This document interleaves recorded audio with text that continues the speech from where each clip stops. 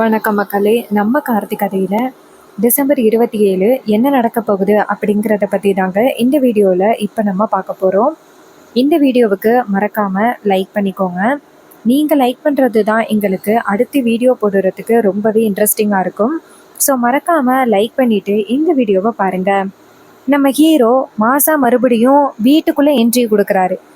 ஹீரோவை பார்த்ததும் வில்லிக்கு பயங்கரமான பயம். ஆகா, இவன் மறுபடியும் வீட்டுக்குள்ள வந்துட்டானா? ஏற்கனவே இவன் வீட்டுக்குள்ள இருக்கும் பொழுது நமக்கு நிறையவே ஆப்பு வச்சிருக்கான்.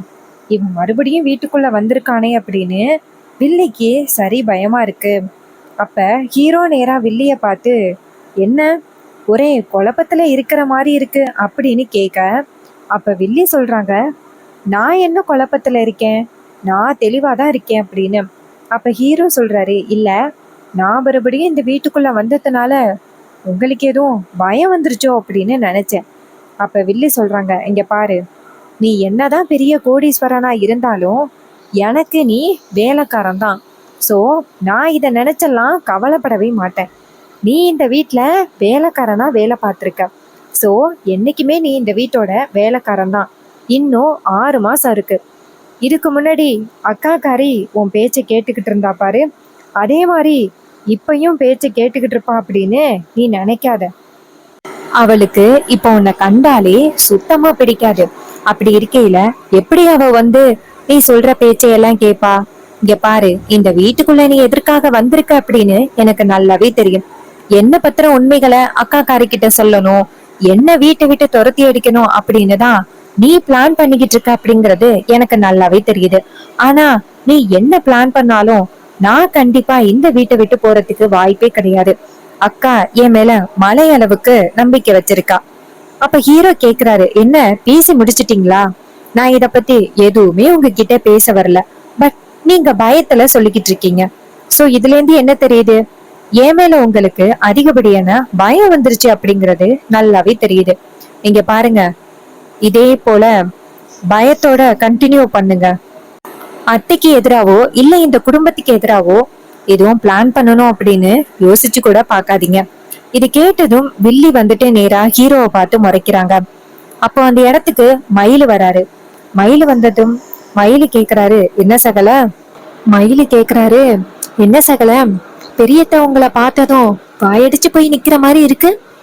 என்ன சின்னத்த, கண்டிப்பா மாப்பிள்ள திரும்பி வீட்டுக்கு வரவே மாட்டாரு. நீங்க நினைச்ச மாதிரி இந்த குடும்பத்தை எதுவுமே இல்லாம காலி பண்ணிடலாம் அப்படின்னு நீங்க பிளான் பண்ணிருப்பீங்க. ஆனா நீங்க விரிச்ச வலையில நீங்களே சிக்கிக்கிட்டீங்க. நீங்களா இந்த விவாகரத்து ஏற்பாட பண்ணீங்க.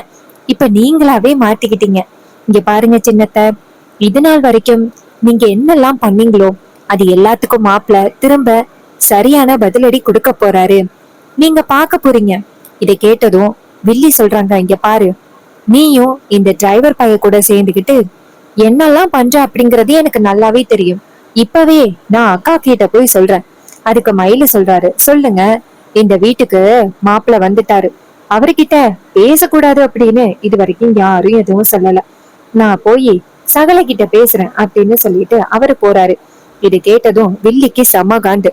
எவ்வளவு திமுறா பேசுறான், அக்காக்காரி கொடுத்த இடம் இதெல்லாம் அப்படின்னு வில்லி நேரா அவங்க அக்கா கிட்ட போயிட்டு, அக்கா, உன் பெரிய மாப்பிள்ள இருக்காருல்ல, அவரு கொஞ்சம் கூட எனக்கு இப்ப எல்லாம் மரியாதையே கொடுக்கறது இல்ல. அந்த டிரைவர் பைய கூட போய் பேசிக்கிட்டு நிக்கிறாரு. இதை கேட்டதும் ஈஸ்வரி சொல்றாங்க, இங்க பாருடி, ஏற்கனவே அந்த டிரைவர் பைய எப்ப வருவான் அப்படின்னு இவங்க எல்லாரும் காத்துக்கிட்டு இருந்தாங்க. இப்ப அதே மாதிரி அந்த டிரைவர் பையிலும் வந்துட்டான்.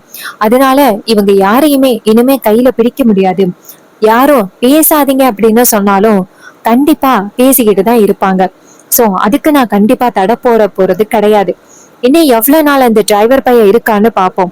நம்மளால முடிஞ்ச அளவுக்கு அவனுக்கு நிறைய பிரச்சனைகளை கொடுத்துக்கிட்டே இருப்போம். அவனே தாங்க முடியாம இந்த வீட்டை விட்டு போயிடுவான். இது கேட்டதும் வில்லி சொல்றாங்க, சூப்பர்க்கா, இப்பதான்க்கா சரியான பிளான் பண்ணிருக்க அப்படின்னு. அப்போ அந்த மயில் இருக்காருல்ல, அவர் ஹீரோ கிட்ட, சகல, சின்னத்தைய பாத்தீங்களா, நீங்க வந்துட்டீங்க அப்படிங்கிற ஒரு பயம் கூட அவங்களுக்கு துளி அளவு கூட இல்ல. அவங்க அந்த காளியம்மா சிவனாண்டி இவங்களோட பேச்சை கேட்டுக்கிட்டு இப்படி எல்லாம் பண்ணிக்கிட்டு இருக்காங்க. சீக்கிரம் அவங்களுக்கு ஒரு முடிவு கட்டணும் மாப்ள. அப்ப ஹீரோ சொல்றாரு, அதெல்லாம் முடிவு கட்டிடலாம். சரி, தீபவதி அப்படிங்கிற ஒரு பொண்ணு என்னை பத்தி விசாரிச்சுக்கிட்டு இருந்தாங்கல்ல, இப்போ அவங்கள போய் 2 பேரும் பார்த்துட்டு வருவோமா? மயிலு கேக்குறாரு, ஏன் சகல அவங்கள போய் பார்க்கணும்னு சொல்றீங்க? அதான் உங்களை பத்தின உண்மை அத்தைக்கு தெரிஞ்சு போச்சு. சோ இதுக்கப்புறம் அவங்கள போய் பார்த்து என்ன பிரயோஜனம்? அப்ப ஹீரோ சொல்றாரு, அவங்களுக்கு ஒரு வேலை கொடுக்கலாம் அப்படின்னு இருக்கேன். அப்ப மயிலு சொல்றாரு, புரிஞ்சு போச்சு மாப்ள, நல்லா புரிஞ்சு போச்சு. சரி, நம்ம போவோம் அப்படின்ட்டு 2 பேருமே சேர்ந்து தீபவதிய பாக்குறதுக்காக ஆபீஸ்க்கு போறாங்க. தீபவதி உள்ளார இருக்காங்க. ஹீரோ நேரா அங்க உள்ளவர்கிட்ட போயிட்டு, இங்க பாருங்க, நாங்க வந்துட்டு மேடத்தை பார்க்கணும், கார்த்திக் வந்திருக்கேன்னு சொல்லுங்க.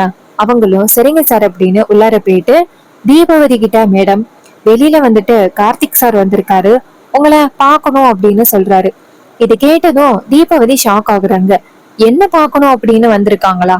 அப்ப அவங்க சொல்றாங்க, ஆமா மேடம், உங்களை பார்க்கணும் அப்படின்ட்டு தான் வந்திருக்காரு.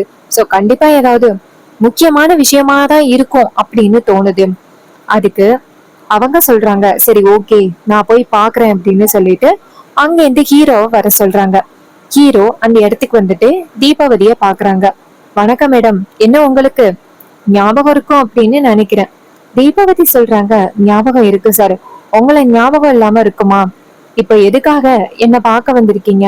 ஹீரோ சொல்றாரு, ஞாபகம் இருக்கா, கொஞ்ச நாளைக்கு முன்னாடி அத்தை என்ன பத்தி விசாரிக்கணும் அப்படின்னு உங்ககிட்ட வேலை கொடுத்தாங்க. நீங்களும் என்ன பத்தி விசாரிக்கிறதை விசாரிச்சு முடிச்சிட்டீங்க. பட் எனக்காக அந்த கோவில் கும்பாபிஷேகம் முடியட்டும் அப்படின்னு நீங்க வெயிட் பண்ணீங்க. உங்களோட இந்த நல்ல எண்ணம் எனக்கு ரொம்ப பிடிச்சிருக்கு. சோ என்னோட எதிர்காலத்தையும் லாஸ்ட்ல நடந்தது எல்லாத்தையுமே நீங்க மேட்ச் பண்ணி பார்த்து இந்த விஷயத்த சொல்லக்கூடாது அப்படின்னு நீங்க நினைச்சீங்க. சோ அது எனக்கு ரொம்ப பெரிய விஷயம். இருந்தாலும் கோவில் கும்பாபிஷேகத்துல நான் உண்மையை சொல்ற மாதிரி ஆகிருச்சு. சோ உங்ககிட்ட ஒரு ஹெல்ப் கேட்டு வந்திருக்கேன். அப்ப அவங்க சொல்றாங்க, சொல்லுங்க சார். ஃபர்ஸ்ட் உங்க அத்தை உங்களை பத்தி விசாரிக்க சொல்லிதான் சார் என்கிட்ட வேலை கொடுத்தாங்க. சோ நானும் உங்களை பத்தி விசாரிக்க ஆரம்பிச்சேன். ஆரம்பத்துல உங்களை பத்தி நிறையவே டீட்டெயில்ஸ வந்து கலெக்ட் பண்ணேன். அதுக்கப்புறம் இதை ஈஸ்வரி வேடத்துக்கிட்ட கொடுக்கலாம் அப்படின்னு நினைக்கும் பொழுதுதான் எனக்கு உண்மை புரிஞ்சிச்சு. சோ நீங்க அந்த வீட்டுக்குள்ள யாரையும் ஏமாத்தணும் அப்படிங்கிற ஒரு எண்ணத்துல அங்க போகல. சோ ஒரு குடும்பத்தை ஒண்ணு சேர்க்கறதுக்காக தான் நீங்க அங்க போயிருக்கீங்க. சோ ஒரு முடிவு பண்ணேன், இப்போதைக்கு உண்மையை சொல்ல வேண்டாம் அப்படின்னு. அப்ப ஹீரோ சொல்றாரு, ரொம்ப தேங்க்ஸ் மேடம். சோ இப்போ உங்களுக்கு ஒரு வேலை கொடுக்கலாம் அப்படின்னு நினைக்கிறேன். தீபவதி சொல்றாங்க, சொல்லுங்க சார். ஹீரோ சொல்றாரு, இது மாதிரி அத்தை வீட்டுல, அதாவது என்னுடைய அத்தை வீட்டுல ஈஸ்வரியோட தங்கச்சி உங்களுக்கு தெரியும்னு நினைக்கிறேன். அவங்க சொல்றாங்க, ஆமா சார், தெரியும் சார். அப்ப ஹீரோ சொல்றாரு, அவங்கள பத்தின ஒரு உண்மைய நீங்க கண்டுபிடிக்கணும். அப்ப தீபாவதி கேக்குறாங்க, உண்மையா? எந்த உண்மை சார்? அப்ப ஹீரோ சொல்றாரு, இது மாதிரி அவங்களோட ஹஸ்பண்ட் பேரு சிவனாண்டி. ஆனா அவங்க ஹஸ்பண்ட விட்டு பிரிஞ்சு அத்தை கூட இருக்காங்க. சிவனாண்டிக்கும் அத்தைக்கும் நிறையவே பிரச்சனைகள் இருக்கு. சிவனாண்டி பல முறை அத்தைய காலி பண்றதுக்காக முயற்சி பண்ணியிருக்கான். 2-3 டைம் நானே காப்பாத்திருக்கேன். ஆனா அந்த அத்தையோட தங்கச்சி இருக்காங்கல்ல, அவங்க அந்த சிவனாண்டி கூட இன்னும் தொடர்புல இருக்காங்க. அந்த சிவனாண்டி சொல்றதை கேட்டுக்கிட்டு அத்தைக்கு பல பிரச்சனைகளை கொடுத்துக்கிட்டு இருக்காங்க. ஆனா அத்தை வந்துட்டு தன்னுடைய சொந்த தங்கச்சியை தனக்கு எந்த வகையிலையும் துரோகம் பண்ண மாட்டா அப்படிங்கிற ஒரு நம்பிக்கையில அவங்க தங்கச்சிய பக்கத்திலே வச்சுக்கிட்டு இருக்காங்க. நான் பல முறை அத்தை கிட்ட உண்மை நிரூபிக்கிறதுக்காக போராடினேன், அத்தைக்கு என்ன பத்தின உண்மை தெரியறதுக்கு முன்னாடி. ஆனா அப்பையும் அந்த சந்திரா அத்தை கிட்ட கண்டதையும் சொல்லி அத்தையை ஏமாத்திட்டாங்க. சோ நீங்க தான் அவங்கள பத்தின உண்மைகளை கண்டுபிடிக்கணும். இது கேட்டதும் அவங்க சொல்றாங்க, சார் அவ்வளவுதானே சார், உங்களை பத்தின உண்மைகளை கண்டுபிடிக்கிறதுக்கு எனக்கு கொஞ்சம் டைம் ஆனிச்சு. ஏன்னு கேட்டீங்கன்னா, நீங்க வந்துட்டு பிசினஸ் விஷயத்திலையும் குடும்ப விஷயத்திலையும் ரொம்பவே கரெக்டா இருந்தீங்க. கண்டுபிடிக்கிறதுக்கு ரொம்ப கஷ்டமா இருந்துச்சு. ஆனா இவங்கெல்லாம் கண்டுபிடிக்கிறது ரொம்ப சுலபம் சார். நேரடியா வீட்டுக்கு போனாலே இவங்களை பத்தின உண்மைகளை நான் சுலபமா கண்டுபிடிச்சிருவேன். ஹீரோவும் சரி ஓகே அப்படின்னு சொல்லிட்டு தீபவதி கிட்ட, இந்த வேலையை மட்டும் நீங்க சரியா முடிச்சு கொடுத்துட்டீங்கன்னா போதும், இந்த வீட்டுல உள்ள பாதி பிரச்சனைகள் சரியான மாதிரி நான் சந்தோஷப்படுவேன். அதுக்கு தீபவதி சொல்றாங்க, சார் நீங்க எதுக்கும் கவலைப்படாதீங்க சார், எனக்கு 4 நாள் மட்டும் டைம் கொடுங்க. இந்த 4 நாள்ல அவங்க என்னெல்லாம் பண்ணிருக்காங்க அப்படிங்கறத பத்தி நான் உங்ககிட்ட ரிப்போர்ட்ஸா சப்மிட் பண்றேன். அப்ப ஹீரோ சொல்றாரு, மேடம் இப்போதைக்கு அத்தை என்னை பத்தி ரொம்பவே தப்பா நினைச்சுக்கிட்டு இருக்காங்க. சோ நான் என்ன சொன்னாலும் அத்தை நம்புறதுக்கும் வாய்ப்பு இல்லை. அப்படி நான் சொன்னாலும் கண்டிப்பா அத்தை ஏத்துக்கவும் மாட்டாங்க. சின்னத்த மேல அவ்வளவு நம்பிக்கையோட இருக்காங்க. சோ நீங்க தான் வந்துட்டு ஏதாவது ட்ரை பண்ணணும். இதை கேட்டதும் தீபாவதி சொல்றாங்க, சரி ஓகே சார், அவங்கள பத்தின உண்மைகளை கண்டுபிடிச்சு அதுக்கான ஆதாரத்தோட நான் நேரா வீட்டுக்கு வரேன் அப்படின்னு சொன்னதும் ஹீரோவும் ஓகே மேடம் அப்படின்னு சொல்லிட்டு ஹீரோ வந்து நேரா தீபாவதி கிட்ட போயிட்டு வரேன்னு சொல்லிட்டு நேரா கிளம்புறாரு. மயிலு சொல்றாரு, சகல சூப்பர், கண்டிப்பா சின்னத்தை இந்த வாட்டி வசமா சிக்கிக்க போறாங்க. அப்ப ஹீரோ சொல்றாரு, ஆமா இந்த வாட்டி பண்ற பிளான்ல இருந்து அவங்க தப்பிக்கிறதுக்கு வாய்ப்பே கிடையாது அப்படின்னு. மயிலும் ஹீரோவும் சேர்ந்து வீட்டுக்கு போறாங்க. அதுக்கப்புறமா தீபாவதி களத்துல இறங்குறாங்க.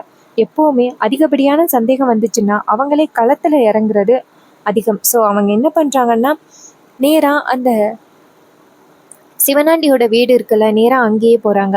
அங்க போயிட்டு ஏதாவது அவங்களுக்கு தகவல் கிடைக்குதா அப்படின்னு ஒரு வேலைக்காரி மாதிரி வேலை பார்க்க ஆரம்பிக்கிறாங்க. அப்பதான் சிவனாண்டியோட அம்மா கிட்ட லைட்டா பேச்சு கொடுக்க ஆரம்பிக்கிறாங்க. சிவனாண்டியோட அம்மா எல்லாத்தையும் சொல்லிடுறாங்க. பாவம் சந்திரா அந்த வீட்டுல எங்களுக்காக போய் நடிச்சுக்கிட்டு இருக்கா, இன்னும் எவ்வளவு நாள் அந்த இடத்துல இருந்து நடிச்சுக்கிட்டு இருக்க போறாலும் தெரியல அப்படின்னு சொல்லிட்டு உண்மையா உளறியறாங்க. இது கேட்டதும் ரொம்பவே சந்தோஷப்படுறாங்க நம்ம தீபாவதி. நம்மளுக்கு தேவையான ஆதாரம் கிடைச்சிருச்சு அப்படின்ட்டு. அதுக்கப்புறமா அந்த வில்லி இருக்காங்கல்ல, அவங்க நேரா அவங்க ஹஸ்பண்டை பாக்குறதுக்காக ஜெயிலுக்கு போறாங்க. இதையும் நம்ம ஹீரோ வந்துட்டு இதையும் நம்ம தீபாவதி வந்துட்டு வீடியோ எடுத்துடுறாங்க. அடிக்கடி அந்த சந்திரா அந்த சிவனாண்டியை வந்து பாக்குறத அப்படியே வீடியோ எடுத்துடுறாங்க. இது போதும் ஈஸ்வரி கிட்ட உண்மையை நிரூபிக்கிறதுக்கு. அதுக்கப்புறம் ஒரு நாள் காலை நம்ம ஹீரோ நேரா தீபாவதிக்கு ஃபோன் பண்ண தீபாவதி சொல்றாங்க, சார் நீங்க சொன்ன மாதிரி எல்லா ஆதாரமும் இங்க தயாரா இருக்கு சார், நீங்க கவலைப்படாதீங்க அப்படின்னு சொன்னதும் ஹீரோவும் ரொம்ப சந்தோஷப்படுறாரு. சரி ஓகே நான் பாத்துக்கிறேன் அப்படின்னு சொல்லிட்டு அவரு ஃபோனை கட் பண்றாரு. அப்போ அந்த இடத்துக்கு நம்ம தீபாவதி வராங்க. தீபாவதி வந்ததும் நேரா ஹீரோ தீபாவதியை பார்த்து, மேடம் சரியான ஆதாரம் கொண்டுட்டு வந்துட்டீங்களா? தீபாவதி சொல்றாங்க, சார் நான் ஒரு விஷயத்துல இறங்கினேன் அப்படின்னா அதுக்கான ஆதாரத்தோட தான் வருவேன், நீங்க கவலைப்படாதீங்க சார் அப்படின்னு சொல்லிட்டு நேரா உள்ளார போயிட்டு ஈஸ்வரிய பாக்குறாங்க. ஈஸ்வரி வந்துட்டு தீபாவதியை பார்த்துட்டு, வாங்க மேடம் என்ன திடீர்னு வந்திருக்கீங்க அப்படின்னு சொல்ல, அதுக்கு தீபாவதி சொல்றாங்க, எல்லாமே முக்கியமான விஷயமா தான் வந்திருக்கேன் அப்படின்ட்டு. அப்போ நம்ம வில்லி வந்துட்டு தீபாவதியை பார்த்துட்டு, யார் இவ, நமக்கு தெரியாம அக்கா வந்து சந்திக்கிறா அப்படின்ட்டு. அப்போ ஈஸ்வரி சொல்றாங்க, ஸோ இவங்க யாரு அப்படின்னே நீங்க எல்லாருமே குழம்புவீங்க. இவங்க வந்துட்டு ஒரு உளவாளி. கொஞ்ச நாளைக்கு முன்னாடி எனக்கு இந்த டிரைவர் பையன் மேல கொஞ்சம் சந்தேகம் இருந்துச்சு. ஸோ இவனை பத்தி விசாரிக்க சொல்லி நான் அப்பாயின்மெண்ட் பண்ணேன். ஸோ இப்போதான் வந்திருக்காங்க. தீபாவதி சொல்றாங்க, மேடம் நீங்க சொன்ன மாதிரி நான் கார்த்திக் சாரை ஒன்றும் அவரோட டீட்டெயில்ஸ் ஒன்றும் உங்ககிட்ட கொடுக்கறதுக்காக வரல. நான் முக்கியமாக இங்கே எதுக்காக வந்திருக்கேன் அப்படின்னா, இன்னொரு உண்மையை கண்டுபிடிக்கிறதுக்கான ஒரு ஆர்டர் எனக்கு வந்துருந்துச்சு. ஸோ அதை நான் உங்ககிட்ட சப்மிட் பண்ணுறதுக்காக வந்திருக்கேன். அப்போ ஹீரோ அந்த இடத்துல என்ட்ரி கொடுக்குறாரு. வில்லி கேட்குறாங்க, என்னது இன்னொரு ஆர்டரா, யார் உனக்கு ஆர்டர் கொடுத்தது? தீபாவதி சொல்கிறாங்க, கார்த்திக் சார் தான் எனக்கு கொடுத்தாரு அப்படின்னு. இது கேட்டதும் வில்லிக்கு செம்ம ஷாக்கு. ஆகா, ஒருவேளை நமக்கு ஆப்பு வைக்கிறதுக்காக ஏதாவது முடிவு பண்ணியிருப்பானோ?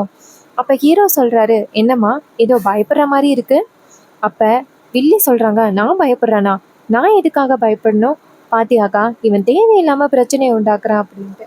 அப்போ அந்த இடத்துல ஈஸ்வரி கேக்குறாங்க தீபாவதி கிட்ட, சொல்லுங்க மேடம். அப்ப தீபாவதி சொல்றாங்க, மேடம் உங்க தங்கச்சி இருக்காங்கல்ல, அவங்க அடிக்கடி அந்த சிவனாண்டியை போய் சந்திக்கிறதுக்கான ஆதாரம் தான் இது. அவங்க 2 பேருமே இன்னும் ஹஸ்பண்ட் அண்ட் ஒய்ஃபா இருக்காங்க. அதுக்கான ஆதாரம் தான் இது அப்படின்னு சொன்னதும் ஈஸ்வரி ரொம்பவே ஷாக் ஆகுறாங்க.